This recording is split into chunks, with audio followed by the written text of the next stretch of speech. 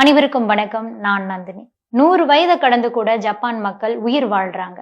நம்ம நாட்டு கலாச்சாரத்தை ஜப்பானிய மக்கள் கடைபிடித்து 100 வயசு வரைக்கும் உயிரோடு நோய் நொடி இல்லாம இருக்கிறாங்க. ஆனா நாம மட்டும் ஏன் இப்படி இருக்கிறோம் அப்படிங்கிற கேள்வி இருக்கு. இது பற்றி இன்பா அப்படிங்கிற ஒருத்தர் தன்னுடைய ட்விட்டர் பக்கத்துல ஒரு மிகப்பெரிய தகவலை சொல்லியிருக்காரு. ஜப்பானியர்கள் சராசரியா 85 வயது வரைக்கும் ஆரோக்கியமா வாழ்றாங்களாம். ஆனா இந்தியர்களால 72 வயது வரைக்கும் தான் சராசரியா வாழ முடியுது. அதிலும் கடைசியா 4 ஆண்டுகளுக்கு மாத்திரை மருந்துகளை மட்டுமே உட்கொண்டு வாழ வேண்டிய ஒரு சூழல். ஜப்பான்ல 100 வயது தொட்டவங்களும் வாழ்ந்துகிட்டு இருக்காங்க. அதிலும் சூப்பர் செஞ்சுரி அப்படின்னு சொல்லக்கூடிய 110 வயசு வரைக்கும் இன்னுமே ஆரோக்கியமா தான் வாழ்ந்துகிட்டு இருக்காங்களாம். ஜப்பானிய மக்கள் எந்த ரகசியத்தை பின்பற்றி 100 ஆண்டுகளையும் தாண்டி ஆரோக்கியமா வாழ்றாங்க அப்படிங்கறத நாமளும் தெரிஞ்சுக்கலாம். ஜப்பான் மக்கள் பின்பற்றக்கூடிய முதல் ரகசியம் என்ன அப்படின்னா அவங்களுடைய சாப்பாட்டு முறைகள் தான். புளித்த சாப்பாட்டுக்கு அவங்க அதிகமா முக்கியத்துவம் கொடுக்கறாங்க. உதாரணத்துக்கு பழைய சோறு, கேப்பங்கூழ், கம்மங்கூழ் இதையெல்லாம் பாத்தீங்கன்னா அவங்க உட்கொள்றாங்க. இதனை தொடர்ந்து அவங்க வேக வைத்ததை அதிகமா விரும்பி சாப்பிடுறாங்களாம்.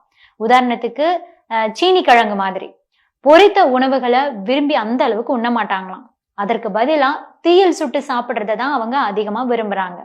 ஜப்பானியர்கள் கூடுமான வரைக்கும் எங்க போறதா இருந்தாலும் நடந்து போறதுக்கு தான் முக்கியத்துவம் கொடுக்கறாங்க. தேவைப்பட்டா சைக்கிள்ல போவாங்களாம். அதை விட தூரமான இடங்களுக்கு போகணும் அப்படின்னா பப்ளிக் டிரான்ஸ்போர்ட்டை தான் அவங்க பயன்படுத்துறாங்க. ஒரு பஸ் ஸ்டாண்டுக்கு போறதாகட்டும், ரயில்வே ஸ்டேஷனுக்கு போறதா இருந்தா கூட ஜப்பானியர்கள் நடந்து போறாங்க, இல்லைன்னா சைக்கிள்ல தான் போறாங்க. ஆனா நாம என்ன பண்றோம், ஒரு பால் பாக்கெட் வாங்குறதுனா கூட பைக் எடுத்துக்கிட்டு தான் போறோம். இதனால நம்மளோட காசும் வீணாகுது, நமது உடலுக்கும் அவ்வளவு ஆரோக்கியம் கிடையாது.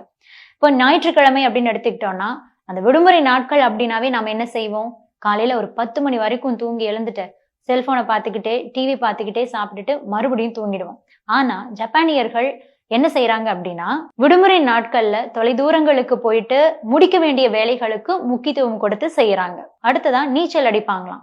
இப்படி உடல் ஆரோக்கியத்துக்காகவே விரும்பி விரும்பி ஒவ்வொரு செயலையும் செய்யறாங்க. அடுத்ததா ஜப்பானியர்களுக்கு ஓய்வு அப்படிங்கிறதே கிடையாது. 60 வயசுல ஓய்வு பெற்றாலும் கூட வீட்டுல சும்மா இருக்க மாட்டாங்க. பக்கத்து வீட்டு பிள்ளைகளை பள்ளிக்கு கொண்டுட்டு போய் விடுறது, அந்த ஏரியாவை சுத்தமா வச்சுக்கிறது அப்படின்னு இந்த மாதிரி பல செயல்களிலும் அவங்க ஈடுபடுறாங்க. இல்ல அப்படின்னா கடைசி வரைக்கும் ஏதாவது ஒரு பிசினஸ பண்ணிக்கிட்டே 100 வயசு வரைக்கும் இருப்பாங்களாம். ஜப்பானியர்கள் எப்ப சாப்பிட்டாலும் அவங்களுடைய வயிறு 80% நிறையிற அளவுக்கு மட்டும் தான் சாப்பிடுவாங்களாம். மீதி 20% கேப் தான் இருக்குமா.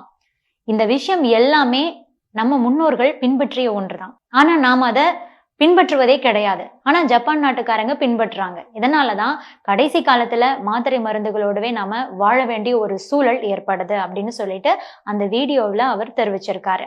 இந்த மாதிரி உணவு கட்டுப்பாடு, சோம்பேறித்தனத்தை தவிர்க்கிறது, உடல் உழைப்பு போன்றவை இருந்துச்சு அப்படின்னாவே கண்டிப்பா நாமும் 100 வயசு வரைக்கும் வாழலாம்.